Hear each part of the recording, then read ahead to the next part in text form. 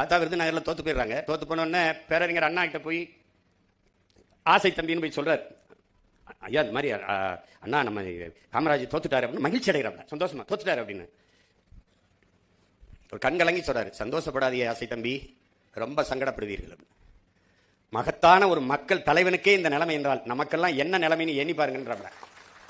இன்னும் ஒரு கட்சி தலைவருடைய அவரை எதிர்த்து தான் அரசியல் செஞ்சிருக்காரு, அந்த கட்சி தலைவரின் தோல்விக்கு வருந்துகிறார் பேரறிஞர் அண்ணா அவர்கள். இன்னைக்கு அடுத்தவர் தோல்விக்கு கைகட்டி சிரிக்கிறார்கள், ஏளனம் செய்கிறார்கள்.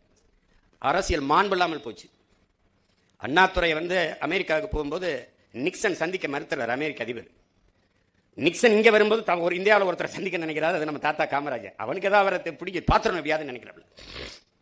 நம்மளால திமுறல நிக்சன் எல்லாம் நான் பார்க்க முடியாதுல. என்ன அப்படி சொல்லி அவர் அமெரிக்கா யாரா இருந்தா என்ன, நம்ம அண்ணாதுரை சந்திக்காம மறுத்துட்ட போது நான் அவனை போய் சந்திக்கணும்.